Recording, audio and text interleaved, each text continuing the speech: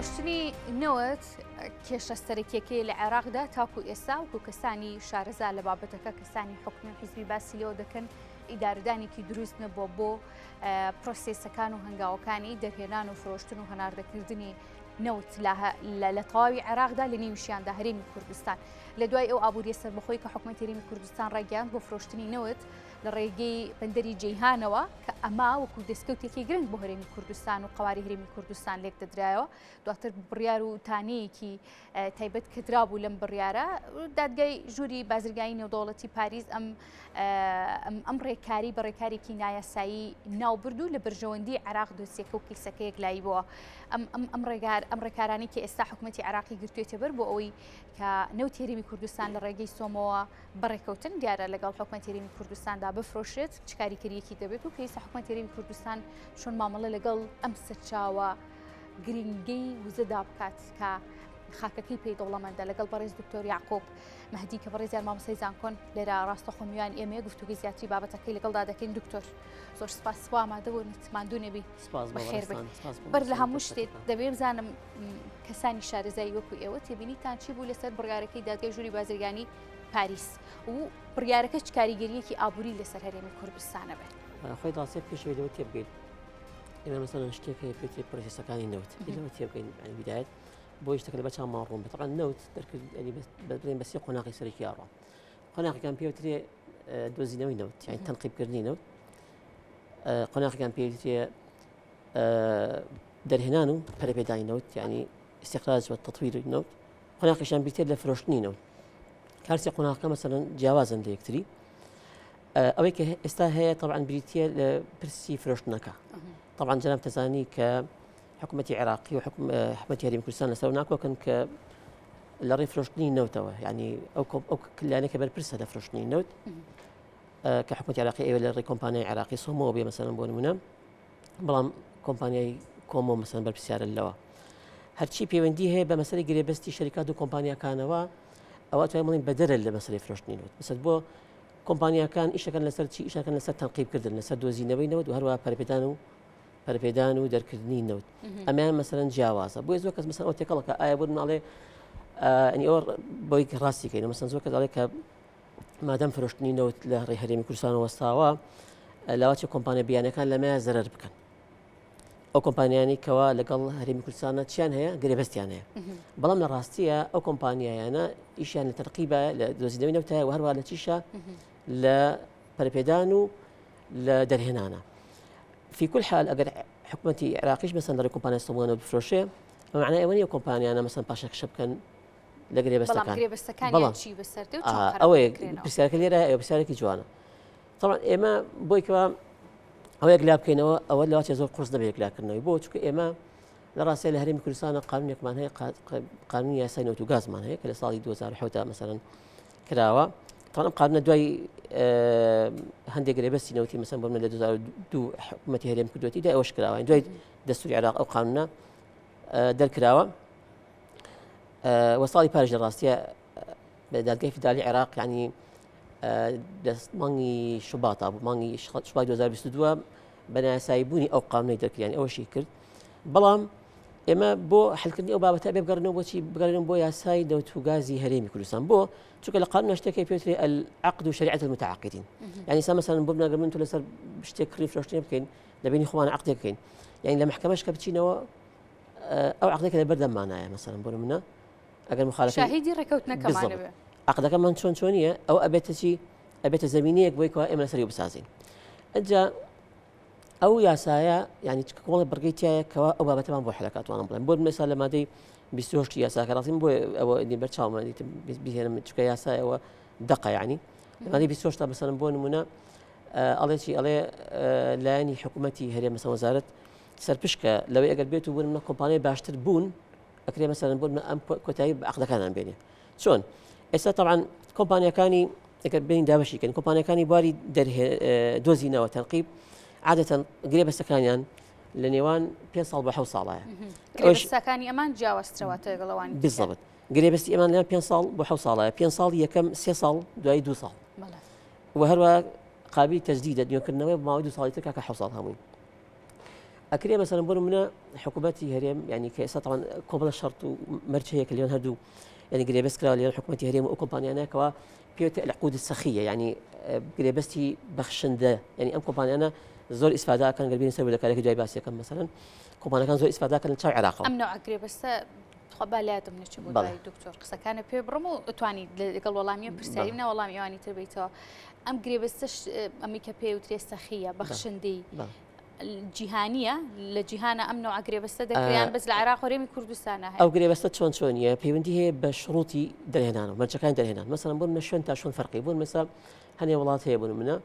دەرهێنانی نەوت زۆر زەحمەتە لەلایەوە بۆن نەوەکو وڵاتانێکەوە لەناو بەحرە نەوت دەرەکەن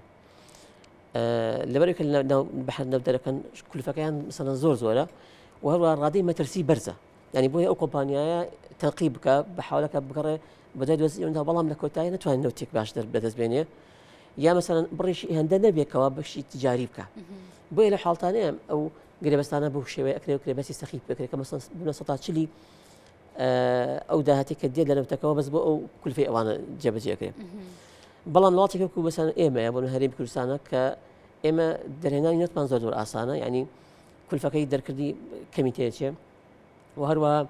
هەموو ئەو حەقلانی کە نەوتیانتیایە ینی 100 تأكيد لەوەی کە نەوتیتیایە دۆزینەوەیشی ئاسانترە و هەروەها ینی عوقیشی ینی بۆ شێوێنیە ینی ئەمە واکە کۆمپانیاکە لە کۆتایە مربحە سا مەسەڵەن بۆ منە لە چاو کۆمپانیەکانی عێراق ینی شەرتەکانی ئێمە پێوترێ ئەو مەرجانەی کە مەسەڵەن لە هەرێمی کوردستانە هەیە ینی مەرجانێکن با بڵێن بێتە شروط سەر ئینتاجە مەسەڵەن لەسەر بڕی بەرهەمە بەڵام لە عێراق سەر خدمەیە ینی بەواتایەکی تر کۆمپانیاکە دوای شەریک تێبێ لەگەڵتا کە تۆ ئینتاجەکەی تۆ ئەفرۆشی بەڵام لە عێراق بۆ منە بەس شروطی خدمەیە مەسەڵەن بۆ منە بەحدودە دیاری کراوە زیاد ناکە حتا ئێمە لە بەرز بوون و نزمبوونی نرخی نەوتە کە نرخ نەوت بەرز بێتەوە کۆمپانیەکە بزانین ئیسفاداکە بەڵام ئەو لێوە نیە ڕێژەکەی دیاری کراوە ئەنجا بێمە سەر مەسەلەکەی کە یەکەم جار باسییان کرد عقودەکانی کە پەیوەندی بە دەرکردنی بۆای نەوتەوە هەیە لە ئەو یاسایە مەسەڵەن بۆ منە ئەڵێتی ئەگەر کۆمپانیای تر هەبوون باشتر بوون ئەکرێ مەسەڵەن بۆ ئەم تازە نەکەیتەوە کۆمپانیەکان سەرپشکە حکوومەتیێن بیان گۆڕێ ئەو باشتر بوونانە لە چ ڕوویەکەوە باسی باشتر لە چیە لە مەرجەکانە بوونی حکوومەتی هەرێمەیان ئێستا من پێت ئەڵێ ئێستا زۆر کەس پێی وایە حکوومەتی هەرێم لێرانەیە زیانمەە من پێت ئەڵێم بەشێک لەمە قازانجە بە حکوومەتی هەرێم چۆن ئێستا ئێمە کوتم ئێمە کۆمەڵی مەرجمان هەیە کە لەگەڵ کۆمپانیاکە لەبەسەکانە کردومانە وەکوتم ئێمە ینی حکوومەتی هەرێم تایە زۆری بەشی داوە بە کۆمپانیەکان بەڵام لە عێراقەوانیە ئەکرێ مەسەڵەن بۆ منە ئەمە هۆکارێک بێ بۆ ئەوەی کەوا تۆ بتوانانی ئەو کۆمپانیانە بگۆڕدرێ بۆ بە هەمان شێوە ئەو بەرجانێک کە لە حکوومەتی عێراقیە هەیە بۆ مەرجانە مەسەڵەن ئەمان ڕازی بن ئەکرێ مەسەڵەن بۆ ئێمە کۆمپانیامان هەیە ینی چەند ساڵێکە بۆ تەنقیب بکات ئەتوانی پاش تێپەڕبوونی کاتەکەی چی بکەی بیگۆڕی و ئەتوانی پێش تێپەڕبوونی کاتەکەش بۆ تازە نەکەیتەوە بەڵام ئەبێ قەرەبووی بکەیتەوە ئەمە بەنسبەت تەنقیبە بەنسبەت تطویرەوە ینی ما بڵێن پەرەپێدان و بزڵە بە دەرکردنەوە ئاسان عقدەکان لە ماوەی چێنێکە 20 ساڵایە و ئەکرێ مەسەڵەن بۆ مای 5 ساڵتر بۆی درێژکرێتەوە بێتە 25 ساڵ ئەمە زیاترە ئەلەم عقدانەیە بە هەمان شێوە مەسەڵەن بۆ مەسەڵەن کۆمپانیامان هەیە بە کۆمپانیاڵی کەناڵ ئینەرجی یان تورکی و هەروە کۆمپانیاڵی DNO مەسەڵەن نرویجی لە 2002 ئەوانە لەگەڵ هەرێمی کوردستان عقدیان هەیە یعنی تقریبا وا ئەچێ بۆ نزیکەی چەند ساڵ و نزیکەی 20 ساڵ 18 ساڵ 2 ساڵ ئەچێتە بۆ 20 ساڵ تقریبا ینی خۆی حکوومەتی هەرێم ئەتوانێت مەسەڵەن ساڵی ئایندەرێک کۆتایی بە عقدەکە بێنێ ئەتوانێت عقدێکی تر نوێ یان بە مەرجەکان ڕازی بێ یان مەسەڵەن لەگەڵ کۆمپانیایەکی تایبێت ئەمە چییە ئەمە ڕاستی قازانجی حکوومەتی هەرێم ینی ئەتوانێت کاتە کولفەت چی بکاتەوە ینی کولفەکەی کەم بکاتەوە کەواتە ئەم بڕیاری کە ئێستادراوە بۆ فرۆشتینەوە لە ڕێگەی سۆمەوە قازانجی حکوومەتی هەرێمی کوردستانی شتیە ئەنجا لێرە چییە مەسەڵەن بۆ منە ئێمە وەکوتم لە فرۆشتەکە تاوان جیاوازە لە ڕاستیە لەمە ئەم دوانی باسم کرد باشە بەڵام لێرە چیە تەکایە مەسەلەی داهاتەکە ینی ئایا مەسەی داهاتەکە ئێستا دایمەن ئێمە باس ئەوەکرێ ناشەفافێت هەیە مەسەڵەن بۆ منە لە داهاتی هەرێمی کوردستانە مەسەڵەن لا یەکلاوە چێ بەسەر باردۆخکە ئازاڵ بێت لە چاولایەنەکانی تری مەسەڵەن سیاسی هەرێمی کوردستانەوانەیە ئەمە واکە مەسەڵەن تۆ داهاتەکان دیار بێ ئەو کاتە ئەنیسا بۆ منە شەفافیت نییە ڕوونیت نییە مەسەڵەن لە داهاتی نەوتە بۆ منە ئێستا ئەڵێ ینی ئەوەی کەوا هەیە ڕسمین ئەڵێن 450,000 بەرمیلە فرۆشتێ بەڵام ئایا بۆ شێوەیە ئایا ڕوونیت هەیە مەسەڵەن بۆ منەوە چێ ئەوانەی کەوا مەسەڵەن راپۆرتەکانی دیلۆیت بۆ منە جیاوازە لەگەڵ هەنیشتی ترە یعنی هەنێک بابەتی تر ئەسڵان کە دیار نییە بۆ منە مەسەلەی ڕێعەکان ینی مڵکانە ینی ئەوانە دیار لێسا ینی ئەگەر دەکارەکەی باسکەم لە هەرێمی کوردستانە کاتێک کە نەوت ئەفرۆشرێ سەتادەی بۆ ڕێع چیە مەسە مڵکانەیە بۆ منە چۆن تۆ زەویەکەت داوا بکرێ مڵکانەکەی وەرەگری ئاتەن ئەو مڵکانەیە مەسەلەن سەتادەی چێتەوە سەتاچلی بۆ چییە بۆ کولفەی ئینتاج و کولفەی تەطویرە لەگە تەنقیبە بۆ کۆمپانیەکان بۆ خۆیان 150 ئەمێن 150 کەشی ینی بە نسبەیەک دانراوە لە یەکەوە بۆ دوو نسبەی فاکتەری ئاڕی پێڵەن ینی کۆمپانیەکان بە ڕێژەی 16 بۆ 36 بەشدار لە حکوومەت هێرێمە ینی بە ناوەند تقریبا 118 بەشدارن باوتایەکی تر ینی لەو 100 تقریبا 30 بۆ حکوومەت هێرێمی کوردستان مێنێتەوە. بەڵێ دکتۆرەمانی کە تۆ باس کرد ستانداردێکی جیهانیە کەشیدنی ورێ بە کۆمپانیەکان کە لە کۆمپانیەکان بە پێویست سوودمەند من لەو گرێبەستی کە دیکەن لە شوێنێکا بەڵام زۆر باس لەو دەکرا ئەو مافی کە درابوو بە کۆمپانیەکانی دەرهێنانی نەوت لە هەرێمی کوردستانە زۆر زیاتر بوو لە قازانجەکەی بۆ حکوومەت هەرێمی کوردستان. بۆچی حکوومەت هەرێمی کوردستان ئەم شتانە بمەبەستا یان بێ ئاگاییە بەسەریاتەیە پەڕێپێستە چۆن مامەڵەی لەگەڵاکە ئەمە هۆکاری زۆر لە پشتەچ لە هۆکارەکان مەسەلەی چییە؟ ئێمە ئەزانین کە مەسەلەن حکوومەتی هەرێمی کوردستان لە وڵاتێکاژی سیستەمەکی فیدرالیە لە سیستەمی فیدرالیە لە ڕاستیە يعني كان اما بقرينا بود دستور بيكون تحكيم اللي بين معنا يعني بقرينا بود دستور بزاني اما هو حكومه اليمين كردستان ما في اومان هي بس من فلوشين بونونا اگر بقرينا بود دستور سلكي لما دي صوت يانزا بعشرة عليه يعني نوت ما فيها مقراني عراقه لما دي صوت وانزا عليه بيوست اقليم مكان وهذا او محافظات ثانيه كوا او بارزغاني كالاقليم كان نين بون بجان ابي بهم انجي لقال حكومتي فيدراليه شي كان دەست کەن بە دەرهێنانی نەوت و فرۆشتن و بەو شێوەیە بەڵام حکوومەتی هەرێمی کوردستان بەجیایی بەئینفرادی ئەوەی کردووە یعنی خۆی ڕاستە پێی دەستور بەپێی دەستور ینی حکوومەتی هەرێم توان بڵێن لەوە دەرچووە بۆیە حکوومەتی هەرێمی کوردستان چونکە ئەمە سیستمی کۆنفێدراڵی وایە ئەمە مانتوانی بۆ ئەو بکەین یان دەوڵەتێک سەر بەخۆ بووینایە بەڵام هەنێ شتی کردووە توانین بڵێن دەرەوەی حدودی خۆمانە یعنی کە چوتە دەرەوەی حدودی خۆمان ئەتوانین بڵێن شکۆی عێراقی تایە ئەم مەسەلەیە بۆیە يعني هۆکارەکە ئەگەرێتەوە بۆ ئەجا بۆچی ئەمە کراوە یعنی ئێستا پرسیارەکەیتەوەی بۆچی حکوومەتی هەرێم ئایا لەبەر لەزانی بووە هۆکارەکە ئەوەیە حکوومەتی هەرێم چۆن بڵێ ئەمە جەزبی ئیسێتماراتی کردووە ینی چۆن تەماحی داوە پێیان چەشەی کردوون بە کوردێکی خۆمان کۆمپانیەکانی چەشە کردووە تۆ مەسەڵەن نسبەی ئەتوانم بڵێن لەگەڵ عێراق تقریبا 195 داهاتینەوەتی بۆ بێنێتەوە ئێمە 100 چەمان بێنێتەوە تقریبا کەمتر لە 180 بۆ بێنێتەوە زیاتر چێ بۆ کۆمپانیەکان تقریبا لێرانە چوار ئەوەندە عێراقیان دەستەکەوێ طبعا ئەمە معنای وایە چی مەجالێکی تینترە ینی با بڵێن بە چەشترە ئەما بڵی خەسوبەتی زیاترە بە پیترە بۆ کۆمپانیان بۆیە دێن لێرە ئەوەکەن هۆکارەکەی چییە هۆکارەکەی حکوومەتی عێراقی حکوومەتی هەرێم چکە شکۆی نییە مەسەڵەن نەیتوانیوە وەکو دەوڵەتێکی تر بێت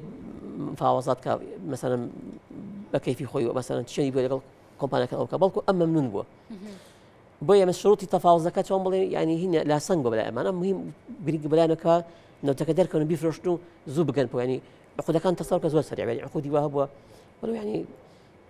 تەفاسیلێکی زۆرە لەمای 5 ڕۆژ 15 عقد کراوە يعني لەگەڵ کۆمپانیا ئەمە زۆر سەریع مەسەڵەن تۆ پێویستی بە لێکۆڵینەوە و پێویستی بداتە چوون و بتوانێت ئەو کۆمپانیایە و توانای مادی و ئەسمال و إلى آخره. باشە دکتۆر بەپێی یاسایی تایبەت بەنەوت و غاز و گرێبەستەکان ئەم کۆمپانیانە لە دوایان بڕیارەوە کە دەرکراوە دادگای مەبەستم بڕیارەکەی دادگای ژووری بازرگانی نێودەوڵەتیە پاریس بەڵێ ئەوەی پاریسە چ کاری دەبێت لەسەر ئەو کۆمپانیایان و گرێبەستەکانیان حکوومەتی عێراق قەرەبووی بەردەکەوێت لە ڕێگەی تورکیا و قەرەبووی دەکەوێت ئەم قەرەبووە چنێکی بەر حکوومەتی هەرێمیش دەکەوێت بعكس حكومتي هرم قربي برناكبه زررمەند نابێت يعني چی لێرانە حکوومەتی هەرێم يعني ابواب مثلا حكومتي هرم لو يكفلوشتي لە پێشتریشە يعني بأثر الرجعي فعلا أثر الرجعي مثلا أو قانونات تبغى دواي أوش بأثر الرجعي أبي مثلا أو باري لو تفرشتون بياي كردوا يعني بيجرتو لباتش مثلا بوي بأقصى يعني بوي هي اللي سطا إما بجا كمان صار بيشت صاحب بوي صار مثلا كم كلاوته بقول منه لحصي هنا ما بقدر دوباره قصدك يزور كلا كابيتو لسر بالضبط بلام مثلا تشي يعني مثلا بقول حكومتي هنا متوانا بيو قانوني كواهيتي زخ لسه كومبارا كام كلا يكو أخذ كان كم كاتو الشرطة كان بيقرب أكري مثلا بقول منه شيء زياد كا مثلا باج ضريبي أنا سر زياد كا مثلا إما باج مان هي باج ضريبي بقول منه بواري إشكد مان هي باج ضريبي مثلا بيني بمناخ بجينجو هي مثلا أوانا مان هي زياد كا وهذا مثلا بقول ما خوي بي أخذ كان أبويا سطع تقريبا بداية إيشكا سطا بستحوتي دسي كريكاري خمالي بسطا حفتا وسي كريكاري أجنبي به هواش نسبة كريكاري خمالي برز بتوا هتا رغدي سطا نوت يعني أنا مثلا ما زخدوا سلاسل شكا أنا كريكاري خوان كم تلقى صان دسك مثلا لو واري يعني مثلا كمان الركاري هتواني حكمة هرمش هواش خوي درباس كلوانا وأمش لسلك وقازان جي حكمة هرم شكا دهاتك زيادك يعني استفادة شيء هي بشعبه يعني به خلقاني هرم كردستان تصركم استفادة هبه يعني لو رو شو دلوقتي أجر أم بابتنا بوايا حكومة هرم كردستان مثلا نيتوانيا بأساني لجر بابلين أو التزاماتي شركات أنا مثلا أساني درتشوا باشا كات دكتور رئيس بقرينا وسر أوي كبرياري فروشتيني وتيريمي كردستان لرجع سومو ناون دوا سودي دي شيء دبت بو هم ناون هم بو هرمي كردستان أو بيشتر أو كيش وجورة لا